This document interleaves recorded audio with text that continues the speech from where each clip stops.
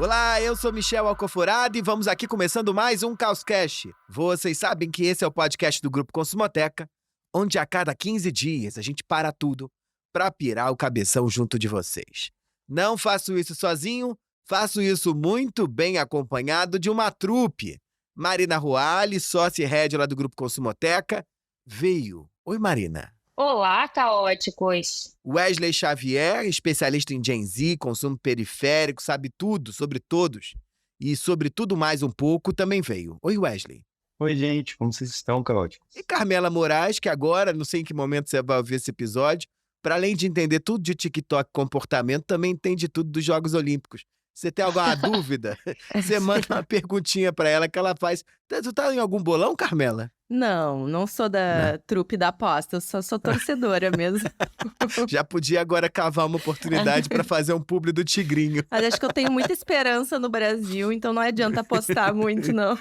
E suas apostas estão para quê? Porque a gente tava meio mal quando a gente gravou isso aqui, né?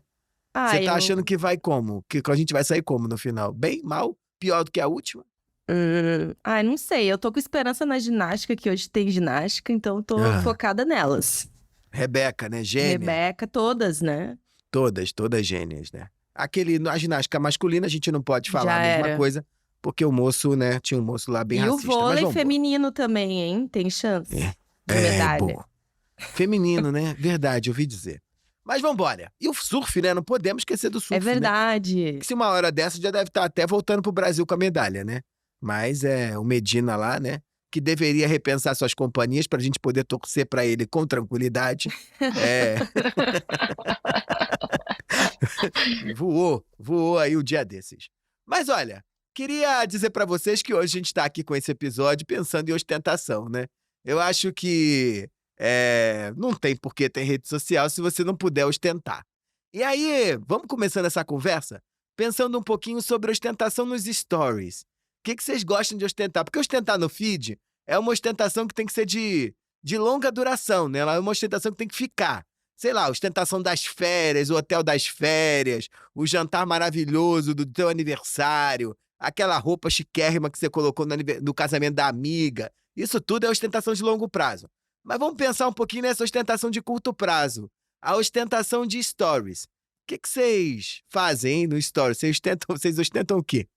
Olha, eu tô postando muito pouco, não deveria. Eu sou bem aquela blogueira de viagem, sabe? Não posta nada, de vez em quando viaja, resolve postar tudo, acha que tá muito interessante a própria vida e coloca lá pra todo mundo ver, pros parentes. Eu sou contra. Blogueira de viagem, sou contra. Porque a gente tá aqui nesse inferno, chove, faz frio em São Paulo, e tem sempre alguém agora, nesse momento, na Grécia, né? Ou na Europa, no sol, não é? Num lugar ensolarado, na praia, tomando um bagulho bom, e a gente aqui tomando café e gravando Causcast. Exato. O problema de quando a gente faz isso é que o povo, quando se aparece, é só em férias. Parece que você tá sempre só em férias, né? Aí você não bota ali a realidade. Mas tem que botar um pouquinho mais aí da vida acontecendo, né? É verdade, você só ostenta férias, né? Eu esqueço, pior que eu tiro as fotos, mas aí eu sou enrolada, eu esqueço. Outro dia eu postei um negócio no story igual, gente, vocês viram, né? Eu postei um negócio, eu escrevi no bolso, É verdade, um tu monte fez de, igual de um coisa. boomer, Eu tô cada vez pior, né, nas redes sociais, mas eu tenho a meta de voltar a ser mais ativa no Instagram para ostentar as coisas devidas. Entendi. Carmelinha, o que você ostenta, hein? Olha, eu acho que eu ostento o meu ser low profile, que eu não posto nada. Você não posta muito? Não posto muito, também posto só férias, viagem, ostento férias e viagem.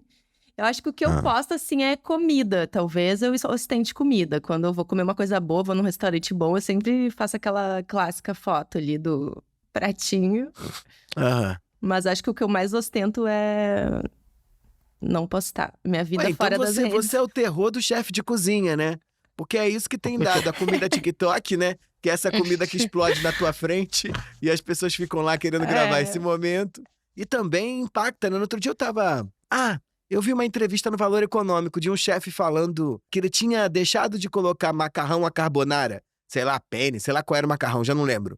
A carbonara do prato, porque o restaurante dele era muito grande e não dava tempo do carbonara chegar na mesa quente o suficiente para ter uma boa experiência para o cliente. E eles mediam até isso. Então agora tem que botar nessa conta fotinha também, né?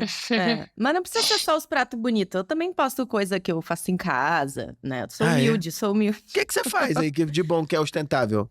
Eu cozinho bastante.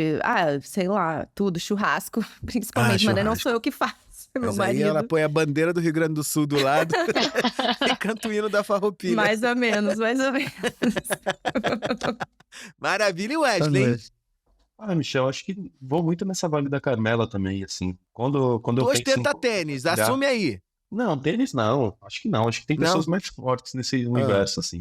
Eu costumo compartilhar mais sobre comida e uma coisa que eu tenho curtido muito são óculos. Então, tô fazendo garimpo de óculos, tô meio viciado em ter óculos. Ih, já tive essa fase, tu sabe, né? Ai, Michel, eu tô meio viciado, assim. Eu vejo um óculos novo, eu já fico pensando como eu posso usar ele com roupa em outra ocasião. Eu tenho um monte de óculos que não tem grau em casa. E aí eu fiquei meio maluco quando eu percebi que eu tinha mais de 5. Eu falei, por que eu tenho isso? Eu não uso o óculos. E aí, pra quê? Pra fazer um lookinho, né? E aí eu fico criando um pouco essa percepção de óculos, né? Pareço sempre com óculos diferentes. Eu tenho mais de 60 óculos. Porque meus óculos vão ficar bem em você. Porque você gosta daqueles pequenininhos que não cabem nem no meu rosto. Mas eu tinha essa coisa também de óculos. Os Mas óculos aí são muito bonitos, Michel. Muito bonitos. Então, mas depois que eu encontrei... Então vou trazer a caixa qualquer dia quando você vier aqui, você escolhe. Porque depois eu vou te dar um. Um. Eu encontrei uma ótica e aí eu só uso esse redondo que eu compro no mesmo lugar. E aí eu compro variações dele. Eu deixei de ficar muito preocupado com óculos. Quando eu te conheci, era muito óculos. Muito óculos. Eu devo ter mais de 60. Era tipo o Jô Soares, Isso, assim, tinha de coleção de óculos. Muito óculos. Eu tenho caixas de óculos. Porque eu era igual o Wesley, eu ficava preocupado com o lookinho também. Wesley, mas você ostenta também mamãe, né? Mamãe no lazer, né? Você gosta. Nossa, sim, Michel, sim. E é muito louco isso, né? Porque tem alguns amigos que me seguem e eles sempre comentam, parece que eles são mais fã da minha mãe do que do meu próprio conteúdo. Eu sou fã Parece da minha tua mãe. Eles começam a interagir comigo, e aí é por causa da minha mãe. A tua mãe E assim, engaja. Sem dúvida alguma, sem dúvida alguma. Fora os eventos incríveis que o Wesley vai, tá? Porque eu vejo sempre. Eu vejo ele em altos eventos ali. E hoje ele vai até pra desfile de moda. Eu adoro o look. Ele tá sempre muito bem paramentado, tu já reparou? Eu parei, claro. Blogueiro. Ele sempre entrega. Por isso que eu fico lá tímida, não quero colocar. Não quero colocar minha vida pra jogo, mas eu vou me inspirar pra compartilhar mais. Olha, você já deve ter reparado aí do outro lado que apesar da gente apostar nessa vida pacata, sem grandes sobressaltos e grandes ostentações, não tem ninguém puro aqui não, né?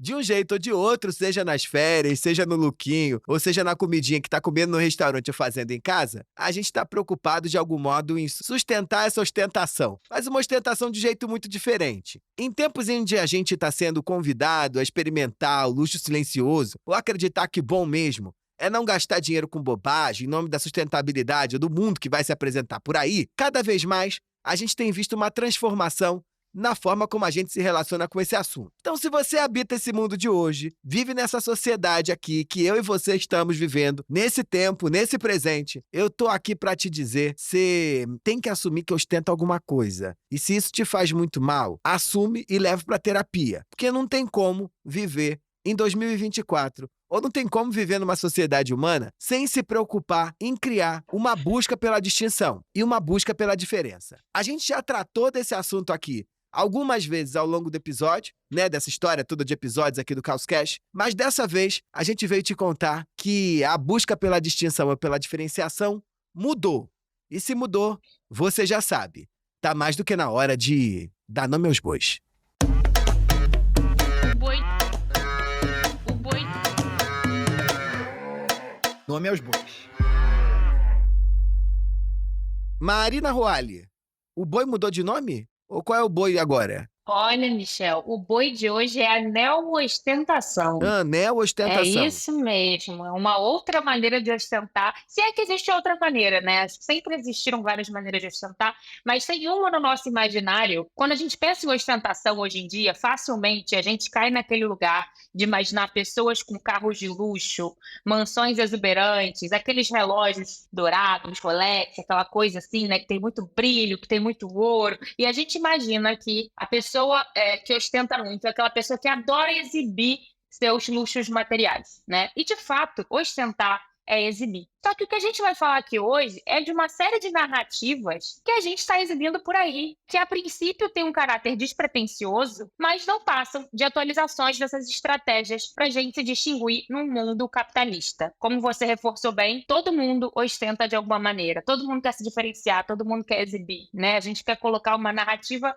nossa para jogo no mundo. E a gente vai falar um pouquinho hoje dessas novas camadas da ostentação que são sutis, mas estão por aí e estão, inclusive, mudando as regras do mercado de luxo. Boa. Marina, mas como é que esse negócio se estrutura, né? Tem 3 pilares aí importantes. Como é que vocês dividiram esse movimento todo? Olha, a gente vai falar aqui da ostentação do inacessível, Aham. da ostentação de tempo, ou que essa aqui eu queria ostentar. E a gente vai falar da ostentação do corpo. Da ostentação do corpo. Então vamos começar do começo. O que é essa ostentação do inacessível? Ostentar o inacessível é sobre a gente exibir experiências e itens, coisas que são super difíceis da gente alcançar, pelo menos para a maioria das pessoas. Então, você acha às vezes que você é muito simples porque você não anda com uma roupa com uma logomarca ou não está com um relógio caro, mas é aquela pessoa que fez uma viagem para a Antártida, que comeu a comida exótica num lugar que poucas pessoas conseguiriam ir, né? Que teve acesso a alguma coisa que não é para qualquer um. Tem a relação com exclusividade, tem a relação com o quão difícil é você conseguir alguma coisa, que você pode, são portinhas que você pode abrir ou pelo dinheiro ou por influência que você tem, né? Então, certos tipos de influência que te permite acessar lugares diferentes. Acho interessante a gente pensar aqui que isso é muito resposta de um mundo onde todo mundo quer se distinguir. E essa ideia de que todo mundo quer parecer rico, né? Isso existe na nossa sociedade. Eu acho que prova disso é que toda hora tem um influenciador que bomba com um negócio que parece de rico, né? Então tem uma recentemente que foi o case da calça de rica. Ela gravou um vídeo mostrando, olha, existe a calça e a calça de rica. Você coloca essa calça aqui, você ganha milhões na sua conta quando você anda por aí. Aí depois surgiu o short de rica, a saia de rica. Aí se você vai para o TikTok, tem o pessoal que faz a make de rica. Tem o cheiro, agora tem o pessoal que fica compartilhando perfume, dizendo, olha, descobri o perfume das ricas. Então, se toda hora a galera que está na base da pirâmide descobre a fórmula e usa um negócio lá que parece de rico, não é com calça de rico que o rico está mais se preocupando em usar. É de uma história que ele vai contar, porque, querida, a tua calça de rica, ela tá indo nesse tour, num safari, num lugar, passou a noite no deserto, né, ficou ali com os locais de algum lugar.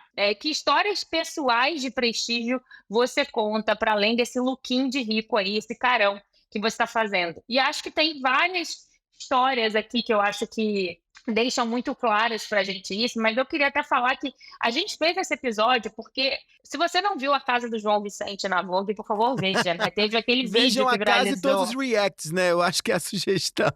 E um outro exemplo aqui, pra gente pensar o que é isso de ostentar uma narrativa muito única.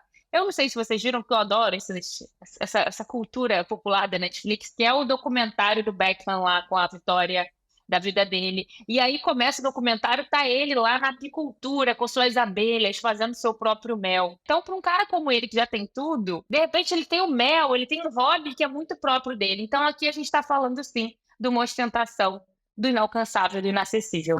Omar, e dentro dessa história de também querer vender quase que uma vida simples, né? Só que ela é incumbida ali de muito luxo. Tá rolando aí uma polêmica, não sei se vocês já ouviram falar na tal da Ballerina Farm. Já ouviram falar nessa menina? Ah! Conta pra gente aí que eu vi por alto. Então, é uma guria aí, sei lá, é Hannah o nome dela, é americana. E ela viralizou, né, o TikTok dela e o Instagram dela é Ballerina Farm. E ela viralizou, né, nessa ostentação desse estilo de vida que traz ali, resgata muito aquelas donas de casa que fazem tudo e que se dedicam a criar os filhos. Então, ela mora numa fazenda linda, né? Parece assim um hotel com flores frescas todos os dias. Então, aquela simplicidade que tem muito luxo. Inclusive, o marido dela é um bilionário, que é dono de companhia aérea. Ela já até morou no Brasil por um tempo e tal. E ela tem 8 filhos, né? Essa galera aí tem 8 filhos, o que também é uma forma ali de ostentar dentro daquele estilo de vida que eles têm. E, enfim, tem toda uma polêmica aí, porque saiu uma matéria no New York Times, e aí a galera acha que também tem um relacionamento meio abusivo, meio estranho, mas o ponto nem é esse. O ponto é que ela faz todas as comidas, então ela não compra manteiga no mercado. Ela vai lá, tira o leite da vaca e faz a manteiga e faz o queijo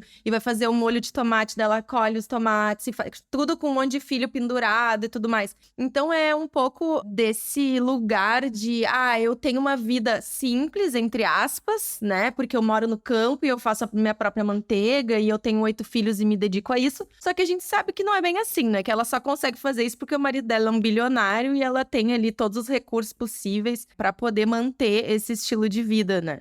É uma privilegiada. É uma privilegiada, loira, branca, americana e bilionária. E talvez um pouco triste, né? Que é toda a polêmica aí por trás.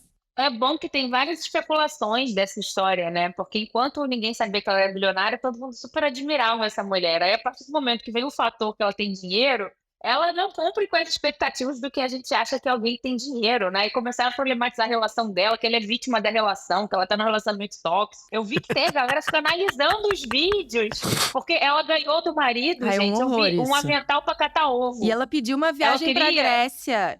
Ela queria viajar pra ir pra Grécia. Aí ela ficou fazendo o unboxing do presente dela. Será um chapéu pra usar na Grécia? E era um avental, gente, de catar ovo. Então essa história tá mega comentada aí nas redes sociais. Ai, gente, libertem ela, né? Free Ballerina Farm. Agora a galera tá tanta causa aí pra te adotar, tão preocupados com isso. Tem uma outra coisa também que eu me lembrei aqui quando a gente tá falando de ostentação de narrativa, que eu sempre penso nisso, naquele programa do Fábio Porchat, que história é essa, Porchat? Toda vez que eu vejo esse maldito desse programa, que eu adoro, eu fico pensando assim, eu não tenho uma história maravilhosa pra contar, porque as pessoas vão lá e contam, né, que dormiram com os leões da savana. Uma história espetacular a ponto de ir lá com o Fábio Porchat na televisão. Eu me sinto quase oprimida, pensando assim, o que eu vou contar? O que de tão, né, incrível na minha vida eu fiz? E aí, até esses dias, a Luísa Sonza foi no programa e ela falou justamente isso. Porque eu acho que tem um pouco ali de... não é qualquer história besta. Eu tenho um monte de história besta pra contar, mas ali acho que tem essa pompa de, eu fui em tal lugar e eu...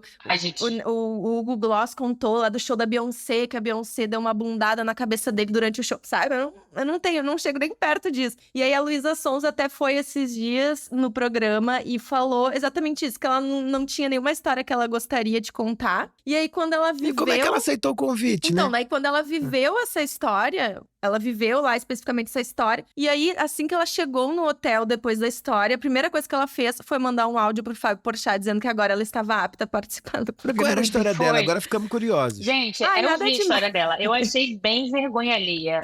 Olha, o Sons... Ainda bem que eu acho que os Sonsers aqui não ouvem a gente, não vou ser cancelada, não sou famosa pra isso. Ai, gente, a Luísa Sonza nem tem fã pra cancelar ninguém, pelo amor de Deus. Mas a história dela tem um cenário na Espanha, de uma área Mas ela VIP. tem mania de perseguição. A história dela acontece toda na cabeça dela. Ela entra no táxi na Espanha com a amiga, foi viajar com a prima, aí ela resolveu ser uma pessoa comum e resolveu pegar um táxi. Aí ela deixa isso bem claro. Não, queria ser gente comum, peguei um táxi, como fazem os mortais, um táxi na Europa. E aí ela cismou que ela estava vivendo um roteiro de Busca Implacável. Já viu esse filme das meninas que são sequestradas na Europa? Tráfico humano, para prostituição. E ela achou que estava no enredo. Em todo lugar que ela chegava, ela achava que estavam querendo sequestrar ela, assim, olha, mas nas entrelinhas, é uma piração da cabeça dela. Nas entrelinhas tem uma ostentação de, eu liguei pro Vini Júnior, e aí eu fui na balada XYZ, e daí eu falei com o fulano, entende? Tem ali uma história, essa ostentação de uma narrativa aí que eu, pobre de mim, não cheguei nem perto do Vini Júnior, nem de área VIP, nem de nada. Luísa Sonza, mas vambora, segue. Só lembrei do Chico. Que é uma puta história pra ela ostentar, não é? Você não acha como é que ela descobriu que o ex-namorado dela traiu ela no Sati, Galeto, do Flamengo? Eu já acho. Pois é, mas o que é a história dela, só a piada pronta, porque ela fala, não, porque eu sou muito sensitiva, eu sempre sei quando algo tá errado. Juro, aí o Fábio Porchat olha assim, dá aquela risadinha, aquele suspense da narrativa. Tá bom, vamos seguir. Segue, Wesley. Quando eu penso sobre essa sustentação da narrativa, eu percebo muito como a cultura do funk, ela tem criado um movimento que está muito em como que esses artistas que estão dentro de um universo de um mainstream periférico, movimentando milhões através da indústria da música, tem um movimento de serem primeiros a fazerem algo em relação ao consumo. E aí, tem um caso específico do influenciador Danielzinho do Grau, que é um... Como é que Ele é? nem é do universo... Repete aí, vai né? devagar. Danielzinho do Grau? Isso, tem um caso do Danielzinho do Grau. Ele é um influenciador que começou a produzir conteúdo no YouTube falando sobre esse lifestyle em volta de música, esportes radicais ali com carro, com moto, dentro dessa lógica do underground, empinando moto dentro das comunidades e andando com carros customizados. Em que, recentemente, ele comprou o primeiro Tesla Cybertruck para dentro do Brasil, assim. E aí ele traz esse carro dentro de uma ótica de produzir diversos conteúdos dentro das favelas brasileiras. E aí tem essa questão, né, de construir uma narrativa de ser o primeiro a fazer isso. Outros MCs que estão dentro desse universo também fazem isso. De colocarem nas suas redes, pô, consegui o primeiro carro dessa marca aqui dentro. E aí tem toda uma lógica de não é só o acesso à tecnologia, mas principalmente de uma pessoa de periferia, que acessou tal lugar, que batalhou, que transformou a vida e que hoje pode ter o primeiro, enfim, conquistar esse espaço de notoriedade através do consumo, né? E é muito doido, porque essas narrativas, elas acabam trazendo muita visibilidade, porque há um movimento de que a favela venceu bem, entre aspas, ali, que ela se materializa através do consumo, né?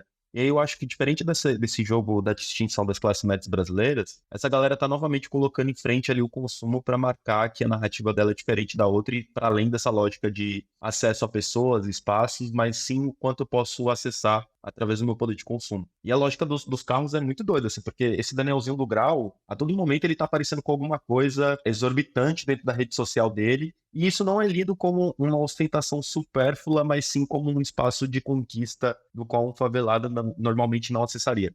Bonito, hein? Pois é, eu acho até interessante isso que o Wesley traz, porque acho que tem isso, né, na periferia, Wesley. Tem uma narrativa de conquista que ainda está muito atrelada à conquista material, né? Então, essa é a história que você tem para contar e é quase como se essa conquista material fosse a prova do seu suor e do seu trabalho. Agora, quando a gente vai para aquela galera do topo da pirâmide, né, que ele não precisa mais chegar com um carro, com uma camisa bacana ou com óculos, né, alguma coisa legal para a gente falar, nossa, ele deve ter trabalhado, ele deve ter conquistado, até porque tem uma galera que herdou. Essas pessoas vão buscando outras coisas de ostentar, que não é mais só trabalho. E aí a gente tem o fator coragem, que explica por que de vez em quando aparece um bilionário numa expedição aventureira, né, querendo bater um recorde, querendo fazer alguma coisa. E lembro aqui daquele caso épico do submarino dos bilionários do Ocean Gate, que, né, aconteceu aquela tragédia toda, que não passava de uma expedição voluntária, né, que as pessoas fizeram para ir lá ver o Titanic. Você tem que ter todo um preparo para estar ali, passar dias, né? Não é uma coisa confortável, mas imagina só você voltar e contar na tua roda de amigos que você foi lá e que você viu o Titanic. Então,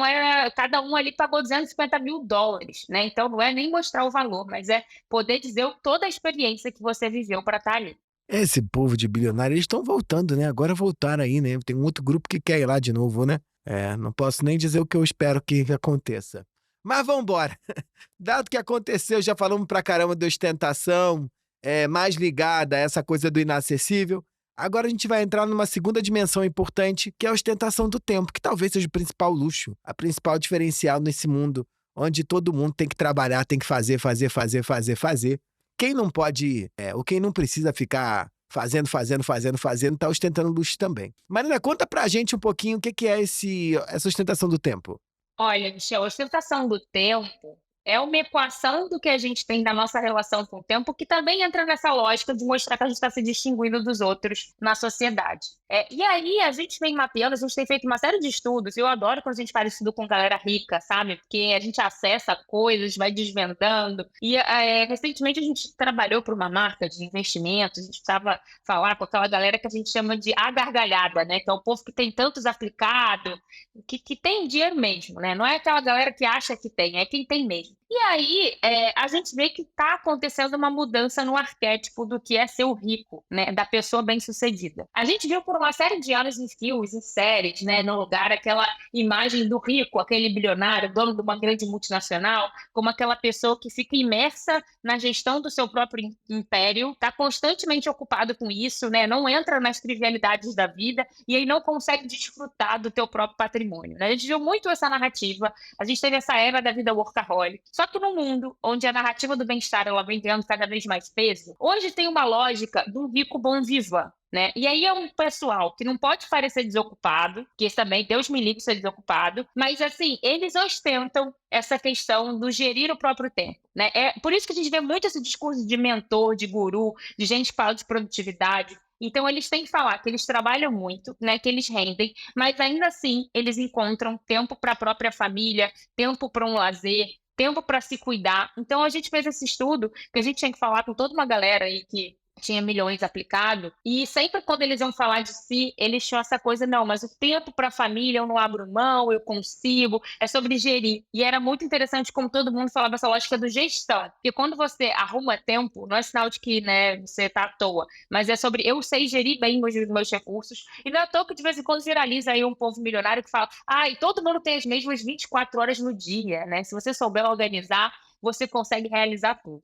Eu fiquei pensando nesse negócio porque, assim, no princípio, a ideia de distinção dos ricos mundo afora, ela surgiu justamente com a ostentação do tempo, né? O Veblen, que é esse autor, eu não sei de que buraco ele era, eu acho que ele era inglês, mas de origem alemã, mas ele tem esse livrinho que é clássico, que é o Teoria da Classe Ociosa, que ele vai marcar que, diante do acúmulo de patrimônio, coube aos ricos, no processo deles de diferenciação, começar a ostentar os momentos de lazer, ou o tempo que eles não estavam fazendo nada, em contraposição à classe trabalhadora que tinha que trabalhar pra caramba. Então, aqui a gente tá no meio do caminho, né?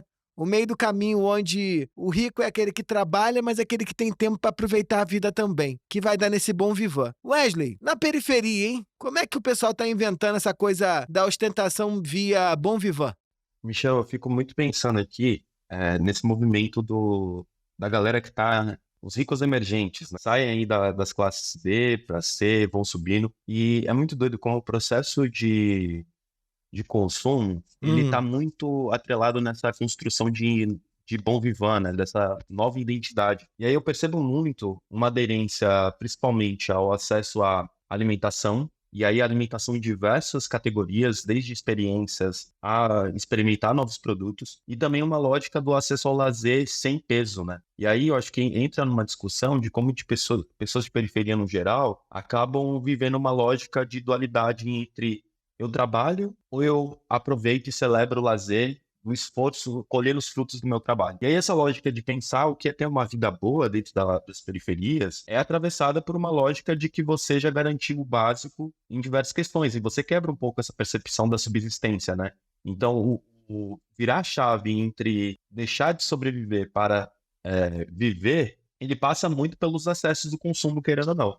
Então, as pessoas, elas percebem que a sua lógica ali de vida, ela é atravessada por coisas das quais elas não são mais preocupações. Desde você ter a oportunidade de não ter que se preocupar com a comida num dia de rotina de trabalho e poder pedir um iFood, ao lance de você também escolher não levar marmita no dia seguinte porque você pode ir no restaurante. E aí essas pequenas coisas vão levando essas pessoas para um lugar de uma segurança que eu acho que nem paira dentro de outras lógicas de distinção, quando não são pessoas periféricas, né? Então, ser bom vivan dentro da periferia é ter uma lógica de segurança e de autonomia para tomada de diversas decisões, assim, para além, claro, do campo da limitação.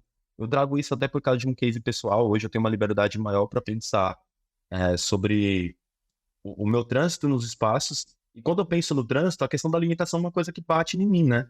Então, hoje eu não preciso ter uma preocupação tão forte quanto eu tinha no passado, e isso permite que eu faça escolhas e tomadas de decisão muito melhor. Mas me conta mais isso aí, gostei disso aí. Me conta mais, o que você viu esse negócio do trânsito impactando em você, batendo em você? Conta pra mim melhor isso aí. Claro, eu acho que assim, primeiro ponto, hoje eu tenho um carro. A questão de ter um carro já Achei permite chique, já te falei isso, achei chique. a minha mobilidade em São Paulo seja diferente. O fato de eu morar numa região que é distante do centro não é mais um fator que me impacta de frequentar o centro como ponto de acesso cultural. Legal, entendi. E aí, claro, Dentro de outras lógicas, ter um carro, muitas das vezes, não faz tanto sentido para algumas pessoas que estão dentro de uma lógica de já viver no centro. Sim, Porém, claro. hoje, por eu morar na periferia, eu acessar o transporte público não vai me trazer uma qualidade de vida quanto ter um carro para ter uma mobilidade de construir escolhas de acesso ao lazer. E o carro E aí mudou a tua vida mesmo? com toda certeza, Michel. Com Aham. toda certeza. E não só minha, como também das pessoas da minha família, né? Uhum. Então, essa questão de, por exemplo, eu vim pro escritório hoje do trabalho, de carro, dentro de uma lógica de chegar cedo, e não foi um problema chegar cedo aqui. Mesmo que São Paulo esteja hoje um caos, chovendo, enfim, todo esse dilema urbano de São Paulo, né? Então, a questão da mobilidade, do acesso seguro, é uma das narrativas das quais faz muito sentido quando a gente fala sobre uma pessoa vencedora dentro das periferias, sabe? Então já estamos deixando recado aí para nossa juventude de Pinheiros, que tá dizendo que não vale a pena ter carro, que isso é dentro da sua bolha. Lá na bolha do Wesley, isso muda a vida e ainda continua transformando a relação com a cidade e com a vida de uma forma geral. E mais que isso, né, Michel? Eu acho que tem uma galera que fala que não vale a pena ter carro, ainda traz como discurso, não, pra quê? Quem tem carro é quem quer ostentar. Eu estou preocupado com qualidade de vida. Eu adoro esse povo que acha que não ostenta porque valoriza experiência.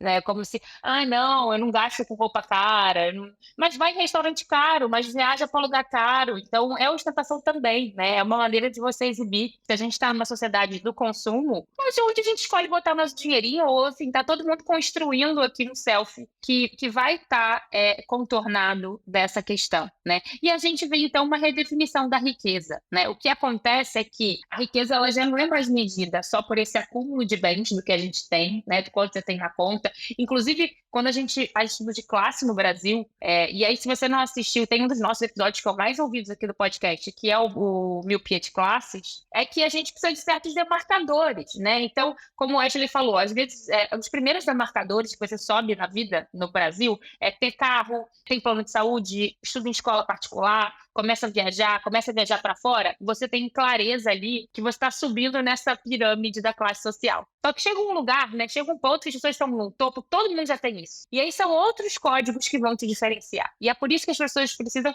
de novas narrativas, sabe? Não é falando que você viaja, que você tem carro, que você tem casa própria. É com outras coisas. E aí surge toda uma busca por uma autenticidade, por mostrar que você é uma pessoa muito genuína, que tem uma história que ela é muito única, que ela é muito só tua, e tem uma lógica neoliberal de produtividade, porque tem essa ideia de que você consegue manejar uma vida multitarefa ali, que você dá conta de tudo, que você participa de um clube, de alguma coisa, de uma leitura, e eu adoro a história de quando a gente estava entrevistando num campo de pesquisa, uma moça que ela fala pra gente, não, recebi pessoas aqui, os investidores do meu marido ontem, as pessoas acham que a gente é de ostentação, e eu fiz uma carne de panela. Só que ela tinha chamado um chefe para fazer a carne de panela, e a carne de panela dela foi feita com as coisas da horta da casa de campo dela, né? Então tem toda uma lógica ali de como você mostra que você dá conta e você é muito autêntico, você tem uma coisa que ela é muito sua, que ela é muito genuína. E aí também a gente falando nesse fetiche da produtividade, né? Acho que é isso, né? Eu dar conta de tudo, não só do trabalho, mas do lazer, e também de cuidar de si mesmo, é ostentar, né? E aí tem uma lista aí de CEOs que meditam e trazem isso ali na sua narrativa, no seu discurso, né? Então, apesar da minha vida ser uma loucura, eu acho tempo para meditar, porque isso faz bem para mim, e isso também faz bem para a manutenção dessa produtividade, né? Para conseguir gerenciar o tempo, para aliviar a mente. Quando a gente vai ler lá essa lista, eles falam muito isso, assim, eu consigo limpar a minha mente e organizar melhor o meu dia, minhas tarefas e tudo mais. E aí também tem um hype de gente rica, assim, de CEO, de empresa, que enfim, né, não tem tempo, e aí eles arranjam tempo para fazer exercício, por exemplo, de madrugada. Então também tem essa onda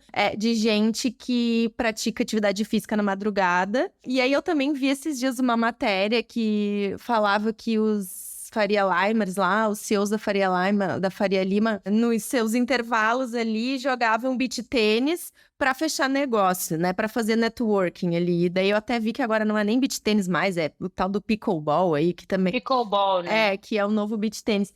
E aí também eu me lembrei da Kim Kardashian, que acho que, enfim, ela é a rainha da ostentação óbvia, mas ao mesmo tempo ela também entra nesse lugar dessa ostentação não tão velada. Os últimos episódios aí do reality show dela, que eu faço questão de acompanhar ao decorrer dos anos, ela fala justamente disso, assim, que quando alguém vai falar pra ela ali sobre a gestão do tempo dela e dizer que ela está fazendo coisa demais, ela diz que ela já pega e já demite essa pessoa. Que ela não quer que falem pra ela que ela faz coisa demais, porque ela não vai deixar de fazer. Então ela justamente traz isso ali no discurso dela, que sim, ela tem um reality show e ela tem não sei quantas mil marcas, e ela tem não sei quantos mil filhos, e ela também tem um corpo sarado e faz 1000 plásticas, e agora também é advogada e também é atriz, né? Então ela traz isso ali, de fato, como a narrativa dela, né? Ostentando justamente essa possibilidade Ai, dessa gente. vida aí que ela tem. Tem de tudo, né? Então, dado isso, já falamos aqui dessa ostentação do inacessível, já falamos de ostentação do tempo, mas como Carmela estava colocando, nesse exemplo que ela explicou belamente, corpo também é um atributo de distinção. Como é que a gente pode sair dessa materialidade e caminhando para uma ostentação do algo mais básico, né? Aquilo que todo mundo tem, mas ninguém tem igual, que é o corpo. E aí a gente entra nessa camada, acho que o exemplo da Kim Kardashian é muito bom, porque você pode ter dinheiro, você pode acessar coisas diferentes, mas tem como você transita por aí no mundo de aparências, no mundo de rede social, onde está todo mundo colocando o teu lookinho. O corpo, ele também é uma maneira de ostentação, né? Tem certas coisas que podem ser caras, você pode estar usando luxo, e se não está no corpo certo, isso não vai ter o mesmo valor. Prova disso é que se você não tem o corpo certo, de repente você entra numa loja de luxo, você nem vai ser tão bem tratado, não vai ter uma coisa para o seu tamanho. Então, por mais que a gente tenha nos últimos anos vivido todo um despertar de consciência, de repensar padrão, da gente falar de empoderamento, né? Principalmente as mulheres que são a maior vítima dessa questão de padrão de beleza na sociedade, a magreza, ela ainda é um status. E a gente, quando acha que está ali, estamos aqui rompendo as barreiras, aquela questão volta, né? E a gente vem agora uma volta dessa magreza que foi extremamente cultuada dos anos 2000, nessa era de uma série de recursos voltando aí. E aí, sobre essa premissa de um estilo de vida saudável, que a gente muito ouve desse autocuidado, desse bem-estar, eu preciso cuidar da minha vida de forma holística, né, mente sã, corpo são, vem toda uma ditadura da magreza que volta, né? E acho que quando a gente pensa esses influenciadores como Malu Borges, e a gente até se vê em certos debates hoje na internet, de até que ponto, quando a gente elege alguém como alguém muito estiloso, é sobre alguém ser muito magro ou muito estiloso, né? Tem até vários debates que rolam na internet, ela é estilosa ou ela é apenas magra, né? Dessas roupas da moda aí que surgem, que você revê silhueta, você vê um monte de coisa, e como tem corpos que podem usar aquilo e corpos que não. Dessa forma, a gente tem que entender que corpo abre privilégios, né? O seu corpo te permite acessar portinhas que o outro não vai acessar. E principalmente se você tem um corpo branco, magro e cis, você está no topo dessa linha de privilégios. Boa, olha, tem um aspecto aí que a gente já vem falando já há bastante tempo, que é a ideia do corpo como capital, né? E capital é um conceito do Pierre Bourdieu, não é capital de planeta não, tá, gente? É capital baseado no conceito do Marx. O Marx ia dizer que você tem um capital toda vez que você está diante de alguma coisa que é um dinheiro que gera mais dinheiro, é um dinheiro que gera filhote. Então, se você tem um terreno e o terreno valoriza, você pode alugar esse terreno para alguém plantar alguma coisa nesse terreno, você está diante de um capital. Então, você tem uma fábrica, aquela fábrica gera mais dinheiro pelo trabalho das pessoas que você está contratando para trabalhar lá, você está diante de um capital, que é dinheiro que gera dinheiro. O Bourdieu se vale disso para pensar, olha, para além dos meios de produção e da coisa aí econômica, na vida social, a gente também precisa de alguns capitais, que são decisivos, são coisas que os indivíduos têm, que eles, dentro do jogo social, da guerra que é viver, eles vão acionando esses capitais para conseguir ganhar mais protagonismo ou ganhar mais poder em relação aos outros, dentro da vida cotidiana. E aí, o corpo, de certo modo, e eu acho que ninguém duvida mais disso, é um capital valorizadíssimo hoje no mundo contemporâneo. Se você está acordando 4h59 da manhã, fazendo triatlon, correndo no Ibirapuera, visitando as principais capitais do mundo para poder fazer, maratona, é muito mais do que só um cuidado com o bem-estar. É a possibilidade que você tem de usar isso para fazer networking, para encontrar gente importante, para arrumar um emprego melhor, porque as pessoas acham que se você se cuida, você vai cuidar melhor do teu trabalho, da empresa delas. Você tem todo um jogo onde o corpo se transforma num capital e ele vai sendo percebido como um recurso que pode te posicionar nas relações de poder de um jeito melhor do que quem não tem. Então, tem mudado a beça, mas a indústria, de certo modo, tem se aproveitado disso para te vender bagulhinho, né? Né, Wesley? O Ozempic aí, essa ditadura da magreza, tá pra tudo quanto é lado, né? Nossa, Michel, eu já fico até com coceira só de pensar nesse assunto, assim, porque quando a gente fala sobre body positive e todo esse movimento de culto à magreza, vem uma desconsideração sobre essa diversidade de corpos que a gente tem no Brasil. E aí eu acho que é muito doido, porque pensando na Gen Z brasileira, foi atravessada por um momento ali na adolescência de pensar pessoas transitando e navegando em outras classes sociais, principalmente pelo movimento político brasileiro e desse movimento econômico ali dos anos entre 2000 e 2010, essa galera que está hoje navegando e podendo ter acesso a um poder econômico maior, uma das coisas que essa galera quer ter são experiências gastronômicas. E aí eu me vejo muito dentro desse local, porque quando a gente pensa dentro dessa tendência, fala muito, se você não tem um corpo, você não acessa determinado local, a gente coloca em xeque uma das coisas que é uma possibilidade de pensar um projeto de vida com acesso. E aí a alimentação no Brasil é uma questão, como eu estava falando anteriormente, né? Isso quebra muito a bolha quando a gente fala sobre a febre do Ozempic, que é um medicamento que ele tem efeitos colaterais, assim, gigantescos na redução de apetite, né? E também ele traz essa percepção de um aumento da saciedade. E tem gente que perde até 20% do peso total, assim. E aí eu acho que até quando a gente pensa nas passarelas de moda e essas semanas de moda internacional, a gente teve no Berlin Fashion Week, a marca Namília, ela apresentou ao público uma camiseta escrito I Love Ozempic. E aí, novamente, falando sobre aquela tendência dos anos 2000, da saia cintura baixa, da calça cintura baixa, a gente coloca em xeque novamente que muitas marcas que estão ocupando esse local de holofote, de protagonismo em escala global, ainda continuam propagando uma narrativa de corpos que estão usando menos cintura 36. E eu coloco menos cintura 36 porque quando a gente pega... Eu vejo alguns amigos compartilhando desse universo da moda, modelagem. Você pega a calça que está marcando que é 36, quando uma pessoa do corpo 36, que não está dentro daqueles padrões, vai usar aquela calça, a calça não entra. Porque o padrão 36 dentro daquele recorte é uma coisa extremamente... que não existe dentro de uma lógica normal, saudabilidade, né? E aí eu acho que é isso, assim, novamente uma indústria que vende produtos dentro de uma ótica pouco acessível, né? Tá, essa saudabilidade, ela tem todo um discurso que vem crescendo, né? Porque a gente está junto com esse momento de magreza também crescendo todo um discurso sobre longevidade, né? Que vem junto com o autocuidado. Mas tem muita ostentação disfarçada de corpo, né, gente? Acho que tem essa questão de, eu malho pela saúde. Mas a gente, quando vai fazendo pesquisa e vai entendendo os motivos reais, tá todo mundo querendo ficar bem ali no shape do biquíni, enfim. Tem toda uma questão estética também. Isso da longevidade, eu também, Kim Kardashian aí, de novo, viralizou até recentemente, que também é dentro disso, assim, de ostentar essa vida saudável, essa possibilidade que ela tem aí de cuidar dela mesma. Ela e as irmãs, a mãe e tal, elas fizeram um teste que eu nem sabia que existia, que se chama Horvat Test, uma coisa assim. E é um teste sanguíneo que ele faz, que se faz para saber a idade do corpo. Então, tu faz sei lá como, mas era um tal de médico, apareceu lá no programa e tal, elas fizeram para entender, assim, esse envelhecimento fisiológico, se o teu corpo acompanha, de fato, a tua idade. E ali, no caso, ela, sei lá, eu acho que ela tem 40 e poucos anos, ela era, assim, 10 anos mais nova. E a irmã dela também, e todo mundo ali era... Então, elas ficaram falando disso, assim, ela falou assim, é o dia mais feliz da minha vida. Ela ficou trazendo, assim, esse ponto, como, de fato, ali uma conquista da vida dela, que era, beleza, eu tenho 40 e poucos anos, mas o meu corpo ainda tá na casa dos 30. Que é também aí, né, essa ostentação aí disfarçada. Ai, gente. Eu só penso, tipo, pra quê, né? Mas é que é tanto dinheiro, né, que, enfim, acha coisa pra fazer e gerar conteúdo também, né? Tem isso também.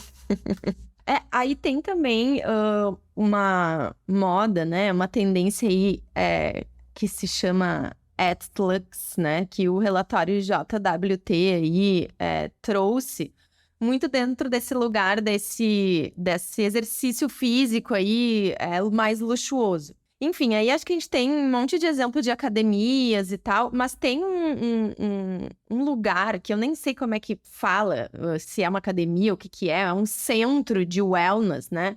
Que se chama Remedy Place, que ele existe tanto em Los Angeles quanto em Nova York. E é muito interessante, assim, porque eles têm meio que essa cara, assim, de ser um centro de wellness, mas não é uma academia. Eles, inclusive, falam, né? Não é um lugar que vai ter aparelhos de ginástica, nem nada. Então, dentro esses hobby de rico, que é fazer negócio com soro, tomar banho, se enfiar na banheira de gelo, fazer, sei lá o que, com luz vermelha. Então, um monte de tratamento, assim, holístico. E aí, o cara lá que criou esse lugar, normalmente esses tratamentos são feitos, sei lá, em casa ou em clínicas. E aí, ele criou esse lugar para que esse tratamento também seja feito num lugar de socialização. E eu achei muito legal, assim, que quando eu me interessei ali, fui ver como é que funcionava. E eles trazem ali os tratamentos em diferentes moods. Então, eles têm tratamento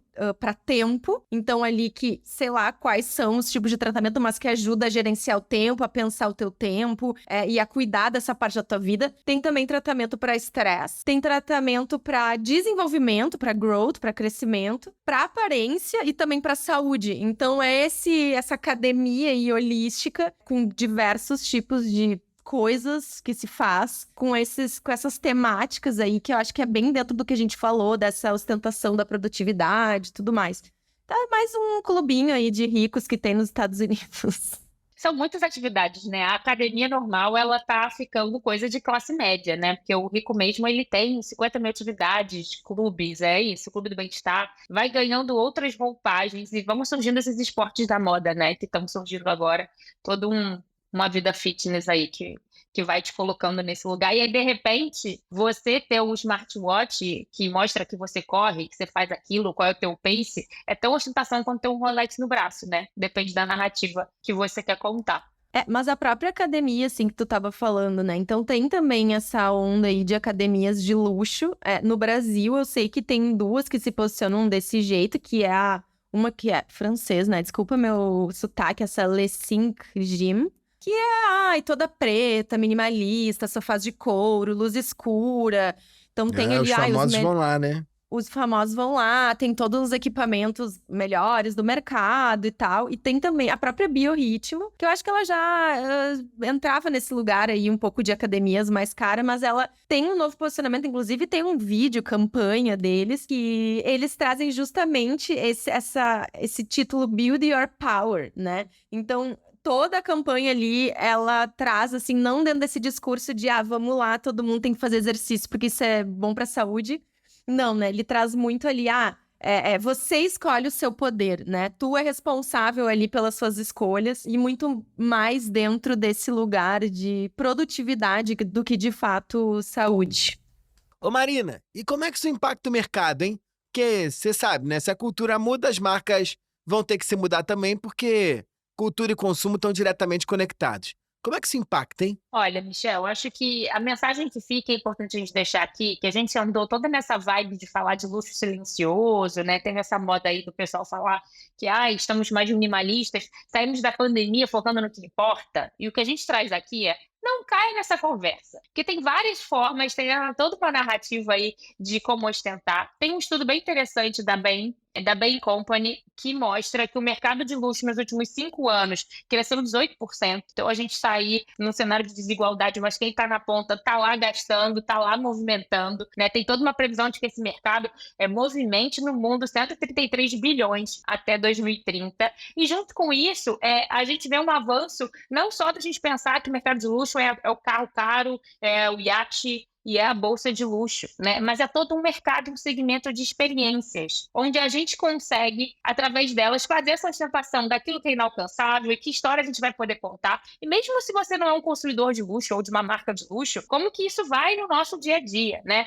Como que a gente pode ostentar que a gente está mandando bem e gerindo o nosso tempo? Como que eu estou ostentando o meu corpo? E aí tem todo um turismo em ascensão. Então, por exemplo, às vezes as pessoas vão viajar, você passa uma semana no spa do sono. Isso é uma baixa de uma ostentação. ostentação. Porque, querido, quando eu tiro férias, eu faço 50 mil coisas, eu tenho meu roteiro, eu tenho lá o que eu fazer. Tirar férias para dormir tem todo um privilégio, você se distinguir muito, mas você vai contar para os outros como é que foi, o que você fez. Ou tem agora na moda lá na Europa, e tem uma companhia que é a Scandinavian Airlines. Eles lançaram uma coisa chamada voo misterioso. Você compra uma passagem, você tem que estar lá, comparecer ao aeroporto lá na hora determinada, e você tem que topar viajar para qualquer cidade no mundo.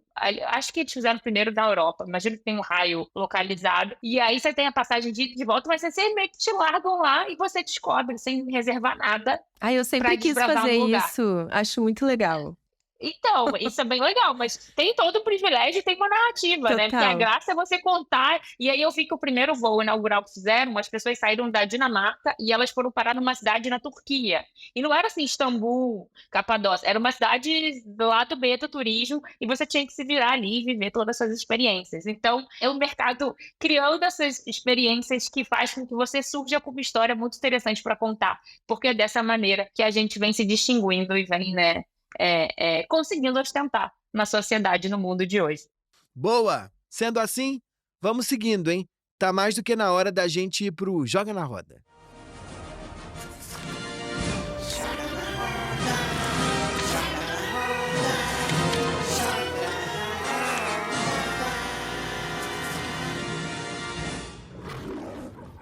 Marina Roale, que trazes hoje, hein? Olha, Michel, hoje eu vou puxar seu saco hoje, mas não é porque eu vou puxar seu saco, não, porque você sabe que quando a gente fala de ostentação e esse tema, para quem está ouvindo a gente primeira vez, estamos falando com um dos maiores especialistas nessa temática aqui, que ele fica aqui de condutor. Mas o podcast, o Michel fez uma participação no podcast do Átila e a Marino, que é porque dá tanto trabalho ser rico no Brasil, e é muito boa aquela tua entrevista, não é à toa que ela fez tanto sucesso. Então, se você gosta desse assunto, escute lá, porque não teria como eu trazer outra indicação aqui hoje. Boa. Wesley Xavier, que trazes? Eu vou indicar um perfil do TikTok e também do Instagram, que é o Vitor Arruda, e ele tem um quadro nas redes sociais que é o seguinte: estiloso ou estiloso porque é magro. E aí, pra mim, esse Estiloso quadro, porque assim, é magro? estiloso ou estiloso porque é magro. Claro! O Vitor é aquele que era médico, né? Que largou tudo. Isso, exatamente. Ele é mesmo. ótimo. E aí esse conteúdo dele mudou muito uma percepção, assim, Foi bem numa época que eu tava procurando perfis de homens grandes, gordos, que estavam falando sobre moda e sobre seus corpos dentro desse local. E esse conteúdo para mim foi muito, muito simbólico, porque ele traz essa reflexão, né, de como que a indústria vende esses estereótipos e de como isso também ele pensa essa customização dentro desse corpo gordo. É um perfil maravilhoso. Esse quadro dele vale muito a pena maratonar e como que ele aborda essa construção de estética. Eu adoro também ele é gênio. Ele veio, que é um médico do Recife, que largou tudo e virou blogueiro de moda. Sim. E ele pensa, é muito elegante, muito sofisticado, adoro ele também. Gosto. Carmela Moraes, que trazes? Eu vou trazer hoje uma série reality. Acho que deu pra perceber aí que eu sou uma fã da categoria. E é uma série que se chama Primeira Classe, First Class, do Netflix. E é bem legal porque fala de uns bons vivants aí, ricos europeus. Então, tem uma narrativa que é bem diferente aí da própria Kardashian, ou daqueles Dubai ostentação, sei lá o que do ostentação. Que é um monte de gente herdeira, rica, europeia, e a série mostra eles fazendo coisas inimagináveis com o tanto de dinheiro que tem, e é bem divertida, assim, pra essa sériezinha levinha quando não quer pensar nada. Maravilha. A minha dica é um livro também. É um livro que é chato, mas é importante. A Teoria da Classe Ociosa, do Veblen, como eu já disse. Ele dá uma aula de como é que os ricos começaram a se apropriar dessa coisa do tempo e da dimensão do tempo para inventar a distinção. Então, lazer é uma invenção das elites para se contrapor aos pobres que estavam tendo que trabalhar para pagar as próprias contas, né? Mas é isso. Estamos aqui caminhando para o final, bom e maravilhoso. Obrigado aqui ao seu ouvidinho, que nos aguentou por mais essa hora. E já tô te avisando que a gente volta daqui a 15 dias. Mas lembrando sempre que não volto sozinho, volto acompanhado dessa trupe. Wesley, beijo. Beijo, caótico. Carmela Moraes, tchau, tchau. Tchau, tchau, gente. Beijos. Marina Roale, até. Beijos. A gente vai ficando por aqui, lembrando que Caoscast é uma realização exclusiva do Grupo Consumoteca e a coordenação desse podcast fica por conta da nossa head, Marina Roale. Um beijo pra vocês, todos caóticos, E se cuidem, porque a gente volta. A gente volta daqui a pouquinho. Tchau, tchau.